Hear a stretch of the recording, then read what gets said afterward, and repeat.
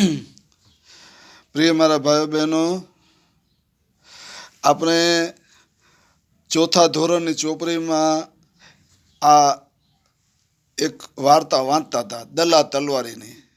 દલા તલવારી ચોરી કરવા જાય વારીમાં રીંગણાની. પછી વારીનો માલિક હોય નહીં હાજર, એટલે દલા તલવારી વારીના દરવાજે ગેટે ઊભો રહીને બોલે કે વારી રે વારી, દરવાજો ખોલું, અંદર આવું. તો પોતે જ પાછો બોલે, લે દલા તલવારી, આવો આવો, અંદર આવો, પધારો, દરવાજો ખોલો. તો વારી તમારી જ છે ને, એમ કરીને મારો દરવાજો ખોલીને અંદર જાય. અંદર જાય ને પછી રીંગણા જ્યાં ઉગ્યા હોય ત્યાં ઊભું રહીએ દલા તલવારી અને કે રીંગણા ભાઈ, એક બે રીંગણા લઉં ખાવાટું. તો પાછા પોતે જ બોલે, અરે એક બે શું 10-12 લઈ લ્યો, ખોબો ભરી લ્યો, તમારું જ છે ને બધું, મારો ખોબો ભરી લે ને હાલો જાય. હાલીને આવી રીતે રોજ ચોરી કરે. વારીના માલિકને શંકા થઈ ગઈ કે ગમે થાય કાંઈક ચોરી થાય છે. હંતાઈને બેઠો એક દી અને આ ભાઈ આવી ગયા અને આને પકડી લીધું. અને પકડીને પછી કૂવાને કહે કે કૂવા રે કૂવા વારીનો માલિક આને બાંધીને ડૂબકી મરાવું એક બે. તો કે એક બે શું, માલિકે પોતે બોલ્યો 10-12 મરાવના વારી ડૂબકીઓ. પછી આને સજા કરે છે, પનિશમેન્ટ કરે છે. આ વાર્તા ઉપરથી આપણે એક બોધ લેવાનો છે. પોતાના હાથે જે બની બેઠા હોય ને એ ખોટું. વિશ્વ જ આપણને ઇલકા બાપે સાચું. તમે આપણી જાતે વિશ્વગુરુ આપણે માની લઈએ કે હું વિશ્વગુરુ, વિશ્વનો હું એમ કહું અત્યારે બેઠો બેઠો કે હું આખા વિશ્વનો બહુ મોટો દાદો.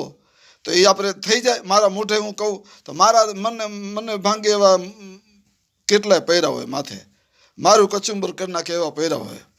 અને છતાંય હું ટંગરી ઊંચી કરીને કહું નહીં, હું વિશ્વનો મોટો માથે ભારે માણા, હું મોટો દાદો, મારાથી વિશ્વમાં કોઈ મોટું છે જ નહીં. એ આપણા હાથે લગાવી દે લેબલ આપણી ઉપર, એ હાલે? આપણા વિશ્વગુરુએ પોતાના હાથે જ આ રમકડું ફિટ કરી દીધું. બોલો કે હું વિશ્વગુરુ અને એના બધા ચમચા છે એ વિશ્વગુરુ વિશ્વગુરુ વિશ્વગુરુ. એમ વિશ્વગુરુ ન થવાય. તમે કામ હારા કર્યા છે તમે, આખું ભારત ભરકે બરે છે હિન્દુ મુસલમાનની એવી હોરી જ તમે ઊભી કરી છે કે જેમાં લાખોની સંખ્યામાં હિન્દુ મુસલમાનની કતલેઆમ થઈ રહી છે. અને આખું ભારત દેશ તમે અને તમારા બધા ગુંડાઓએ અરાજકતામાં ધકેલી દીધું છે. અને ધર્મના નામે આ તમે ભારતને કેટલી અધોગતિમાં નાખી દીધું. અને છતાંય તમે તમારી જાતને વિશ્વગુરુ માનો છો.